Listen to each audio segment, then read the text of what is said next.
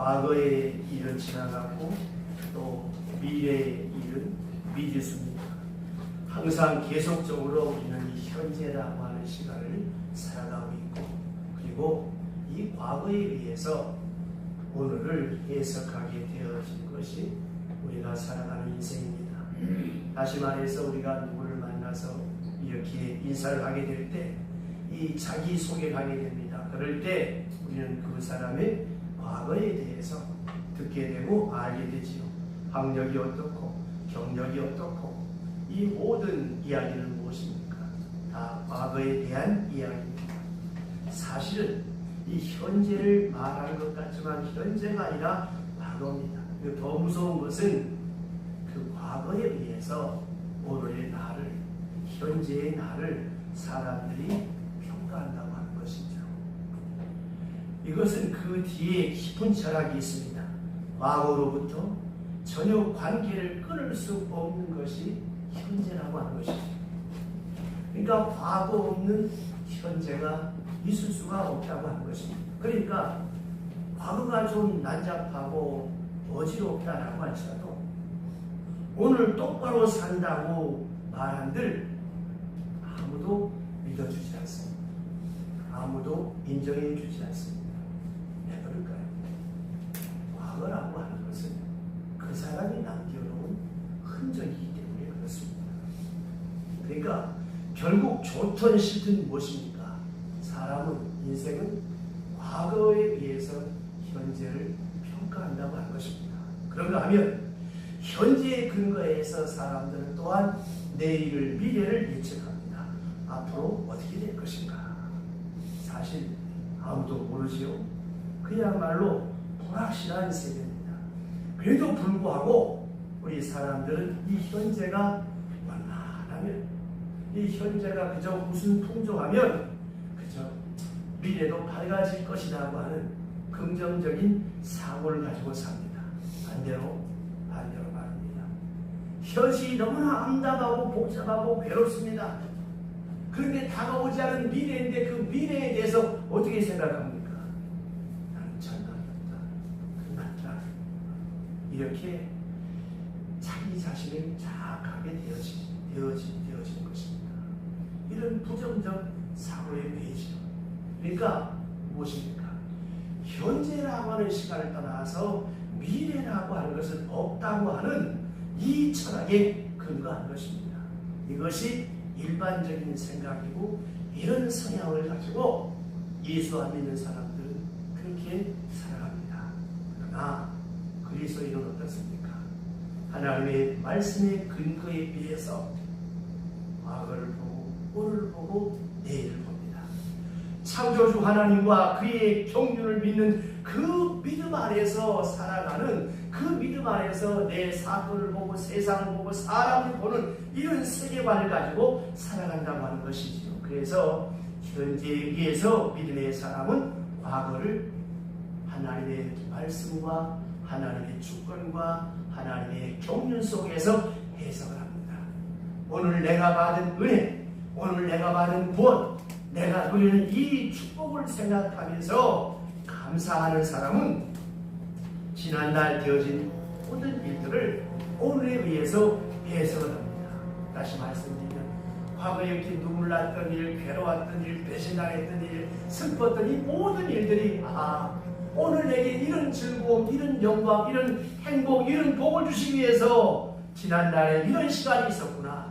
이 시간이 있기 위해서 이런 일, 저런 일이 있었고, 오늘의 행복을 위해서 지난날 내게 눈물이 있었고, 아픔이 있었고, 고통이 있었다. 그렇게 해석합니다. 이 사람이 예수를 잘 믿는 사람이죠.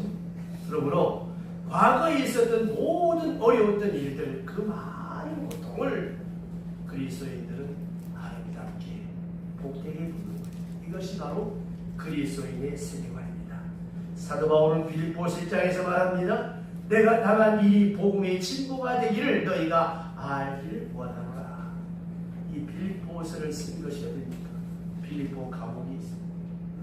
감옥에 있으면서도 그는 이렇게 고백하는 거예요. 그는 감옥에 있으면 생각했습니다. 내가 감옥에 있었던 이 3년이라고 하는 시간이 없어지는 시간이 아니라 이 시간을 통해서 복음의 문이 열리고 그 귀한 귀족들의 자제인 친위대를 만나고 로마 정부 깊숙이 들어가서 고관 제자들에게 복음을 전하게 된 거, 이거 생각해보니 참 감옥에 온 것이 너무 감사하다. 지난 3년 동안 감옥에서 있었던 그 시간, 이것이야말로 하나님이 내게 주신 은혜였다고 고백하고 있습니다. 그러므로 현재를 충만한 은혜 가운데 감정 속에 살게 되었다고 하는 것이죠. 그러니까 무엇입니까? 지난날 되어졌던 모든 일들은 바로 뭐예요? 오늘 이 순간을 위하여 있었던 일이라고 바울은 그렇게 고백하고 있습니다. 또 그리스도의 사람은 미래 위에서 현재를 봅니다. 과거를 통해서 미래를 보는 것이 아니고 저 앞에 약속된 하나님의 축복과 하나님의 은혜를 바라봅니다. 결정적인 미래를 바라봅니다. 그리고 그 약속에 의해서 현재의 사건에 대해서 뜻을 풀이합니다. 왜? 하나님의 약속이 있었기 때문에 오늘이 의미가 있다는 것이죠. 하나님의 축복된 약속은 변함이 없기 때문에 확실한 것이기 때문에 오늘 내가 사는 이 생활에 안정이 있는 것이라고, 불안해하지 않는다고, 결정적인 마지막 합동하여 선을 이루는 하나님의 약속을 바라보면서 아름답게 이루어 주실 것을 믿기 때문에 항상 기뻐하고 범사에 감사하십니다. 이것이 예수님의 것입니다. 전에 어떤 여집사님이 저한테 질문을 하게, 목사님, 예스냐 노만 말씀해 주시고 거기에서 묻지도 말고 따지도 말아주세요. 이게 뭔데요? 목사님, 정말 천당과 지옥이 있습니까? 목사님 참 냉정한 질문이죠. 내가 그래서 묻지도 따지도 않고 네, 있습니다. 없으면 내가 목사가 됐겠습니다. 감사합니다. 내가 교회 다니면서 이 천당과 지옥이 확실하게 안 믿어져서 내 믿음이 갈팡질팡했는데 내 목사님 말씀 듣고 나 다시 한번 믿음의 확정을 갖게 되었다. 그 말 한마디가 제 뺨을 한 대 때린 것처럼 신선한 충격이었고 저로 두렵고 떨리게 하는 것이었고, 제 자신을 다시 한번 흐트러지려고 할 때마다 그 집사님의 음성이 내 귀에 들릴 때가 많아요. 여러분, 예수 믿습니까? 여기서 잘 먹고 잘 살고, 잘 먹고 잘 사는 분들 뭐 하겠습니까? 성경에 강건해야 70이요 80이라 그래요. 요새 뭐 100세를 산다고 하지만 우리의 사는 날의 순간순간은 무엇입니까? 고통과 애씀과 수고와 슬픔과 힘겨움. 전에 제가 양희은 씨의 그 노래를 여러분에게 한번 낭독해 드린 적이 있습니다. 인생을 살아보니까 그 동산 위의 핀 꽃이 그렇게 아름다운 것인 줄 이제 알았다고 하는 그 노래. 그리고 내게 다시 한번 이런 삶이 주어진다면 나는 싫다고. 그것이 너무 힘겹기 때문에. 그렇잖아요. 우리의 사는 날이 다 그렇습니다. 정말 여러분들이 한 시간 한 시간 믿음과 그리고 교회 생활과 봉사와 뭘 한다라고 하지만 정말 여러분들이 천당과 지옥을 믿을 수만 있다면 여러분 아무 문제가 없습니다. 그래서 그 시장님께 물었어요. 그렇게 질문할 이유가 뭐냐 그랬더니 그분이 하는 말이 복잡한 윤리나 도덕이나 경제나 사회문화 그런 거 다 필요 없고 그 사실만 내가 똑바로 알 수 있다면 목사님 나는 충분히 진실하게 살 수 있고요. 원수도 사랑할 수 있고요. 넉넉하게 세상을 이길 수 있는 힘이 저에게 생깁니다. 제가 그랬습니다. 정말 당신은 예수를 잘 믿는 이라고, 잘 믿는 사람입니다. 여러분 우리 마음속에 있는 고민, 그 모든 것의 근본은 무엇입니까? 죄와 죽음입니다. 이 두 가지 외에는 아무것도 없어요.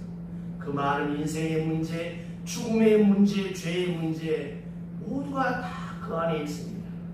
그 인생이 어떤 사람이냐라고 하는 것도 죄와 죽음의 문제를 어떻게 해결하고 사느냐에 따라서 삶이 평가되어지는 것입니다. 우리가 잘 아는 영국의 유명한 정치가 위스턴 처칠이 한 말 가운데 그런 말이 있습니다. 대영 제국이 이렇게까지 문란한 상태에 이르게 된 이유는 이 나라에서 천국과 지옥이 더 이상 선포되지 않고 있기 때문이라고 논평을 했습니다. 천국과 지옥을 말하지 않는 교회, 사회, 교육도 다 허무하기 그지없다.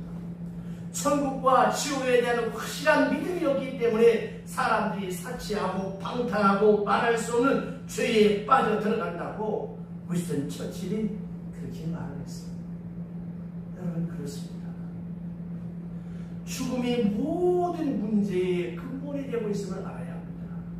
근데 여러분, 요새 어느 교회가 천당 지옥을 말합니까? 다 현세에 잘 먹고 잘 살고 우리 교회 아주 대성공한 것처럼 뭐가 한참 잘못돼가고 있습니다. 누가 십자가를 질 거냐 말입니다. 누가 그 고난의 현장에 달려가냐 말입니다. 누가 자기를 깨트릴 수 있느냐 말이에요. 여러분, 십자가 없는 부활, 천국 없습니다. 이 세상에 공짜 없어요. 여러분, 숨 쉬는 거 이것도 그냥 되는데 이것도 기력이 있어야 숨을 쉬는 거지. 마지막 죽음을 앞둔 사람들 보세요. 호흡조차 힘든 거예요. 이 세상 어느 곳에도 여러분 우리에게 평안함과 안락함을 주시는 것은 아무도 없습니다. 그래서 지혜자는 메멘토 모니, 너는 죽는다는 것을 기억해라. 메멘토 도미나이, 죽은 다음에 하나님의 심판대 앞에 선다는 기억해라. 이 두 가지를 생각하며 살아간다면 여러분 문제될 것이 없습니다.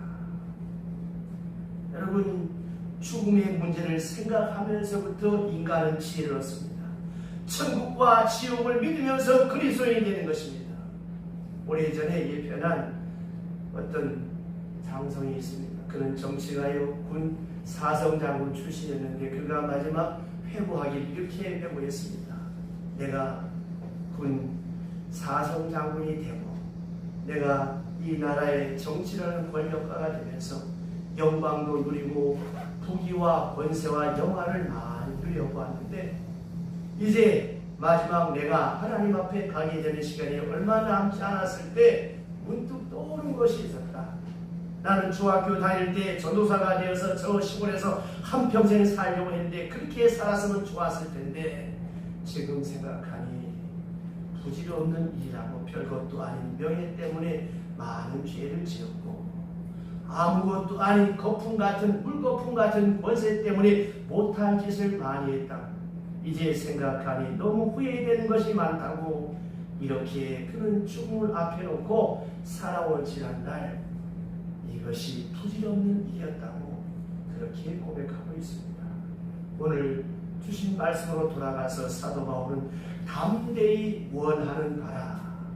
담대히 원하는 것 무엇이겠습니까?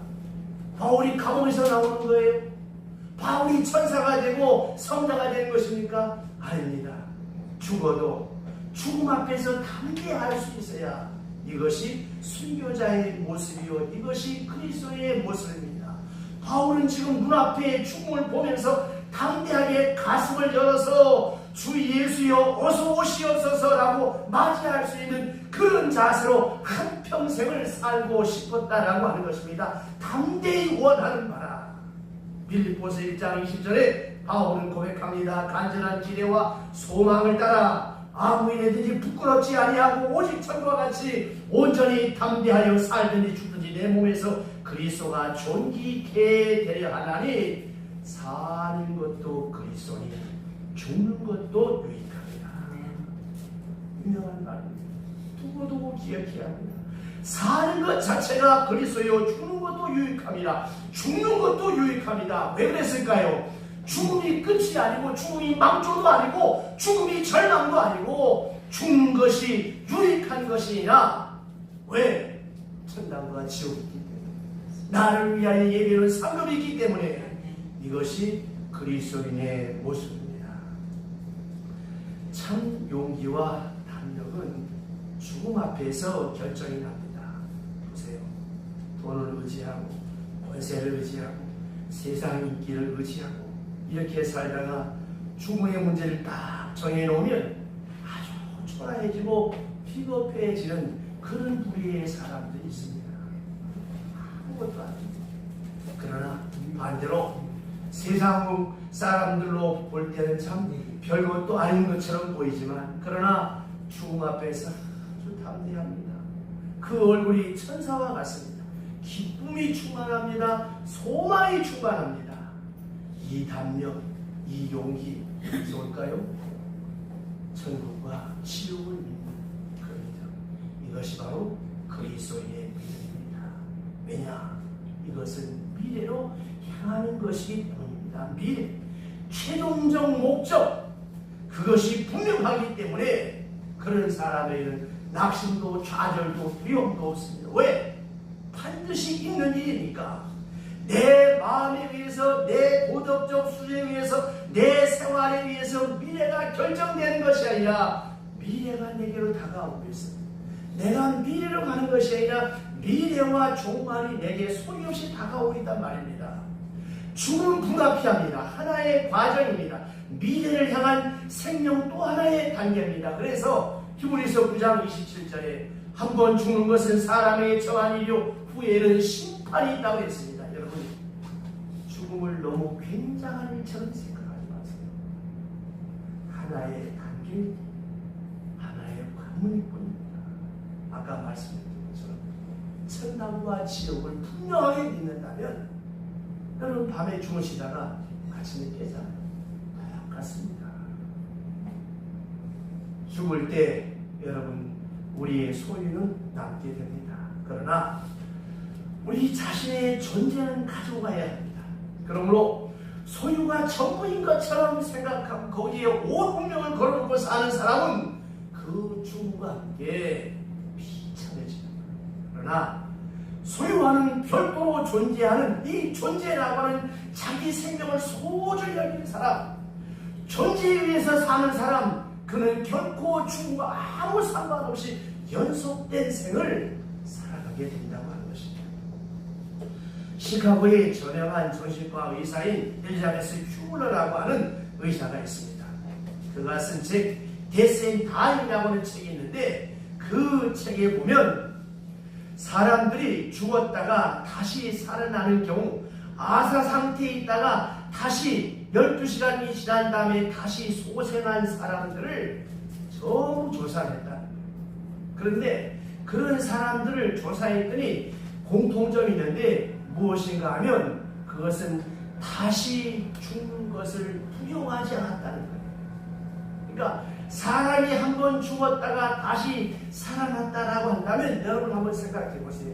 그 끔찍한 죽음을 또 죽을까봐 걱정해야 될 터인데 이 휴머러가 7년 동안 그 죽었다가 아사 상태에 살아난 사람들을 12시간 이상 죽었다가 살아난 사람을 찾아가서 임상학적으로 조사하고 연구했더니 그 소생한 사람 600명이 한결같이 하는 말이 다시 죽는 것이 두렵지 않고 또 하나 그 600명의 공통적인 대답이 무엇인가 하면 이 죽음은 자기가 이렇게 마치 공풍선이 펑 터지는 것처럼 펑 소리가 나면서 자기 영혼이 바깥으로 떠나는 것을 자기 눈으로 본다는 거예요. 그러니까 자기 육체를 자기 눈으로 본다는 거예요. 그러니까 여러분 왜 옛날 어른들이 그런 얘기 하잖아요. 시신 앞에서 함부로 말하지 말라. 입 조심하라 그러잖아요. 그러니까 그 영혼이 그 찾아온 사람들, 울고 있는 사람들을 다 보게 되더라고요. 그리고 다시 그렇게 오랫동안 그리워하던 반가워하던 사람들, 사랑하는 사람들, 먼저 죽은 사람들, 그 사람들을 만날 수 있었다라고 하는 겁니다. 그래서 이 사람들은 이 죽음을 한번 경험했는데 이제 이 세상을 살면서 전혀 다른 생을 산다는 거예요. 다시 말씀드리면 조속한 시일 내에 그쪽으로 가고 싶다는 거예요. 여기 이 땅에 사는 것이 지루하고 죽었던 바로 그 순간으로 다시 가고 싶더라고 하는 것이 600명의 공통적인 결론이었다고 하는 거예요.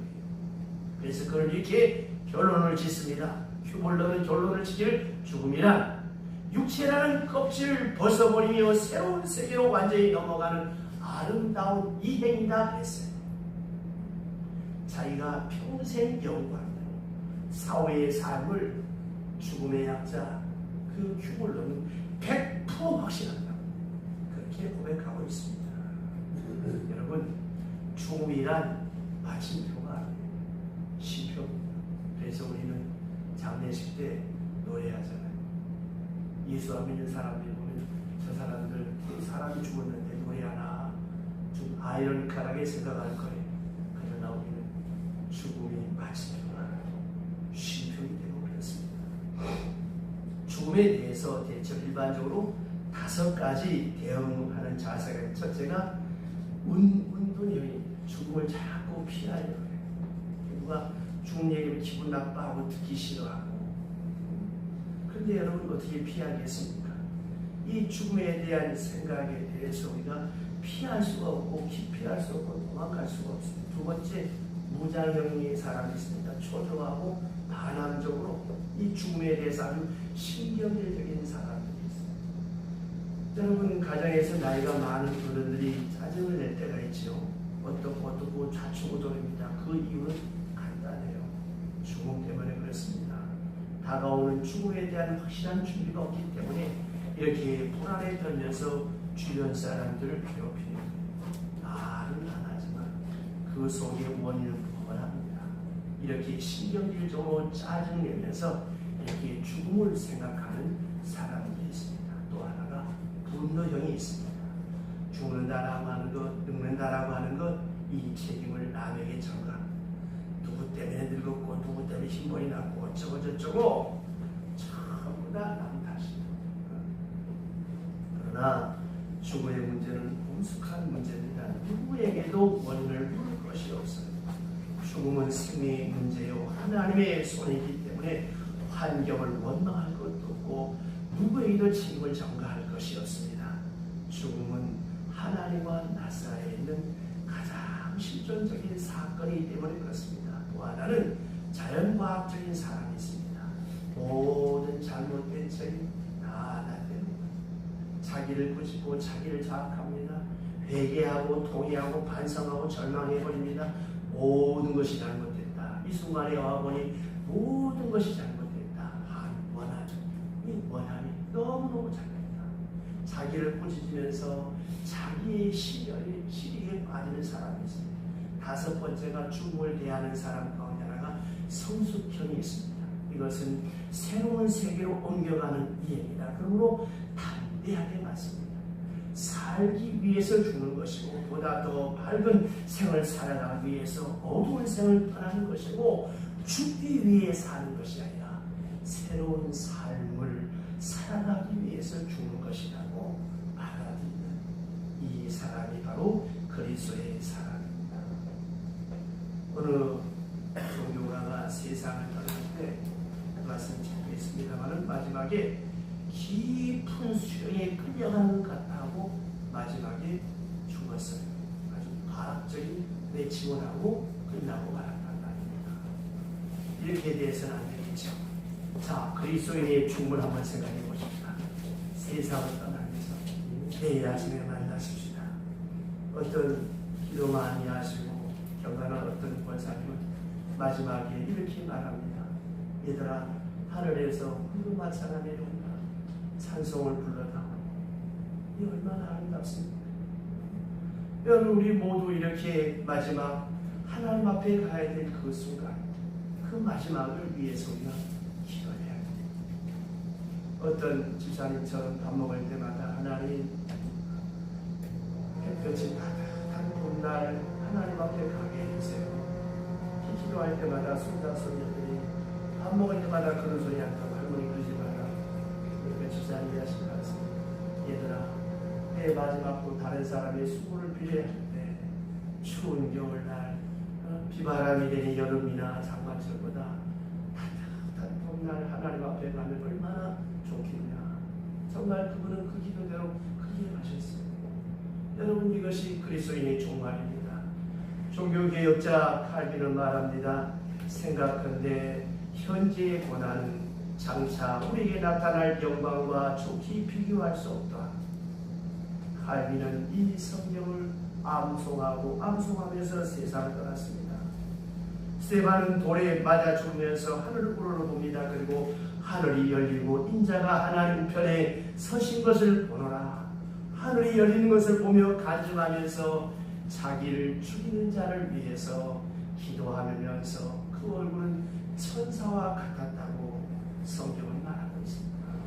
이것이 그리스도인의 마지막 모습입니다. 사랑하는 성도 여러분, 오늘 본문에 말씀하신 것처럼 현재는 고달프고 탄식이 있고 어려움이 있습니다. 그러나 우리는 더디고자 합니다. 복고자 함이 아니요 더디고자 합니다. 세상이 괴로워서 떠나자는 얘기가 아니고 하늘나라가 좋아서, 그리고 그 하늘나라를 영접하자는 것입니다. 여러분, 오늘 주의 말씀을 똑바로 보시길 바랍니다. 예수께서 하신 모든 말씀들의 그 총주제가 무엇입니까? 너희는 마음에 의심하지 말라. 하나님을 믿으니 또 나를 믿으라. 내가 가서 있을 곳을 위하여 와서 너희를 나 있는 곳으로 영접하리라. 그러므로 하나님을 믿으니 또 나를 믿으라. 아무 비용도 하지 마라. 예수님의 그 모든 교훈은 죄인 가운데에서 영원히 죽어갈 저희들을 구원을 위해서, 거룩한 백성 되게 하기 위해서, 하나님의 자녀 되게 하기 위해서 하늘나라로 옮겨 놓으려고 하는 그것이 주제요, 그것이 전체입니다. 그런데 예수님 말씀 중에 언제 이 세상에 오래 사는 것이 복이고, 잘 사는 것이 복이고, 부귀와 영화가 복이고, 평화와 자유와 평등이 복이냐, 그런 말씀하신 적 없습니다. 예수님 말씀에는 그런 의도가 없었어요. 도대체가 이 분명한 사실을 우리가 잊지 말아야 합니다. 그러므로 오늘 주신 말씀에 차라리 담대히 원하는 것은 떠나서 주 앞에 가서 주와 함께 거하는 것이다, 이렇게 분명하게 천국 지향적인 생을 설명하고 있습니다. 가끔 저는 그런 생각을 할 때가 참 많습니다. 젊은 후배들이 고생을 하는 걸 보면 참 안타까울 때가 많습니다. 그리고 저는 그런 생각을 합니다. 다시 돌아가서 젊은 사람 세계에서 살려고 그러면 아주 힘들겠다 하는 그런 생각을 많이 보게 되었습니다. 양희은 씨의 노래처럼 혹시 내게 다시 시간이 주어진다고 해도 나는 싫다고 말해야겠지. 그렇습니다. 우리가 이만큼 살았으면 잘 산 것입니다. 이제 중요한 것은 우리의 남은 생뿐입니다. 앞으로 남은 우리의 생을 우리가 어떻게 살아가야 될 것인가. 현재를 보면서 미래를 보고, 미래를 보면서 확실한 소망, 확실한 약속, 이 확실한 믿음을 가지고 오늘을 살아가는 사람이 그리스도인입니다. 그리할 때 성령께서 보증으로 주셨어요. 우리의 마음을 충만케 하시고 신령하게 하사 바른 길로 인도하실 것이라고, 여기에 승리가 있고, 여기에 형통이 있고, 여기에 소망 가운데 있는 즐거움이 있고, 여기에 새로운 가치와 창조적 세계가 펼쳐진다고 하는 것입니다. 이 은혜가 함께 하시기를 주의 이름으로 축원합니다. 기도